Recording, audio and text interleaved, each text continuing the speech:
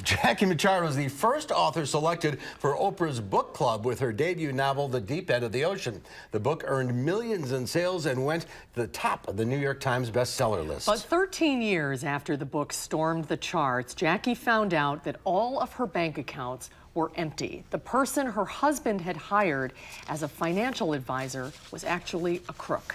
Jacquie is bouncing back with her first new book in 5 years called To If by Sea, and Jacquie Mitchard is back in Madison. Welcome back to Live at 4. So nice to see you. Congratulations. So good to be home. How does it feel to have a new book out? Well, it's thrilling. It's thrilling in a number of ways. It kind of shows that first of all, it's a good book, and it's the first one I felt that way about in a very long time, this excited about. I haven't felt this way since The Deep End of the Ocean, really, that it had this much going for it. What is it about? It's about a guy who has lost everything in his life, lost faith in everything. He's a widower. He's goes out on a rescue mission in Brisbane during the Brisbane tsunami, and he rescues a little boy from a car that's sinking. And the little boy turns out to be able to do something miraculous.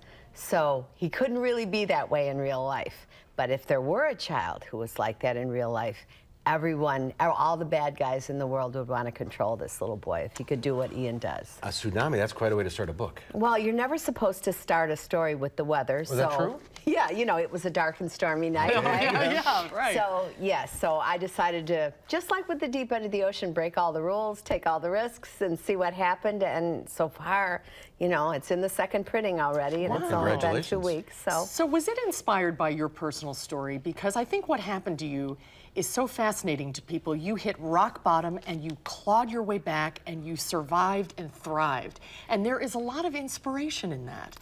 You know, it's not over yet. Right. The story is still being written. People don't understand that it takes a long time to come back from a loss like that. But so many things could have happened.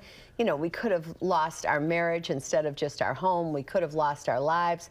But our kids our kids are thriving. They still believe in us. They still believe in that good can come out of sticking together and sticking it out. And I didn't realize, actually, I was on Oprah Winfrey's show Where They Now just a few days ago, and it wasn't until she said, "You don't think this has anything to do with your own personal story?" And I said, "No." Well, maybe. Let me think about that a minute. She's pretty smart in her way, yes. I mean, she picked that up right away. But all of the tension and trouble in your life led you to leave Madison area.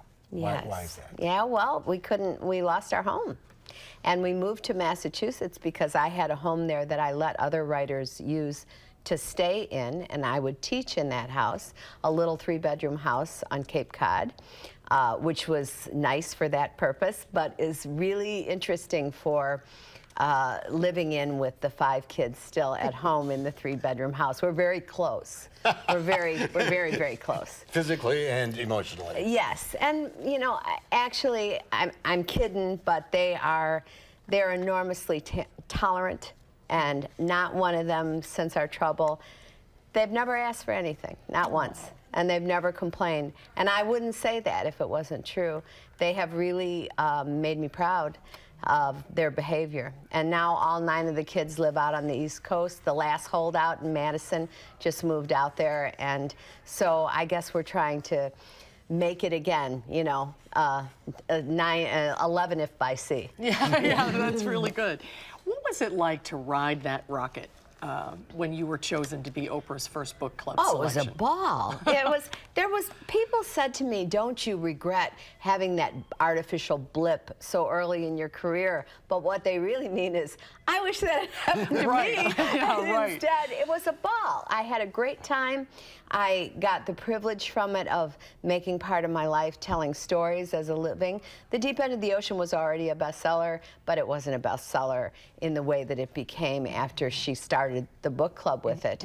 And there was nothing bad about it. No drawbacks. No drawbacks. But then you had to go in for round 2.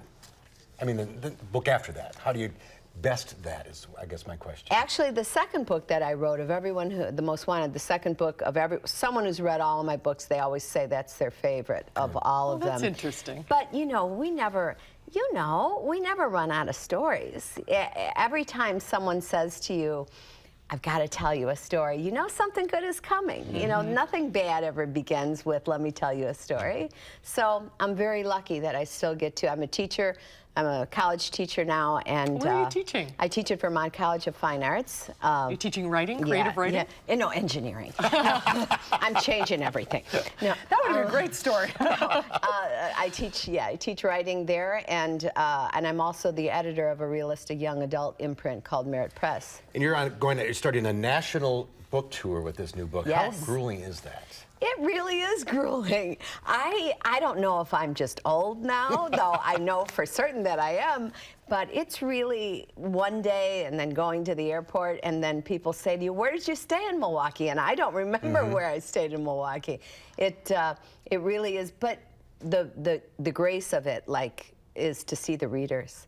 When readers come up to you and say, I got to the part where he meets Claudia, or I got to the part where the guys are in the driveway and he doesn't know why they're there and they're dangerous, and then you get all excited again and you realize why you did it when people start to respond to the story. There's nothing like readers.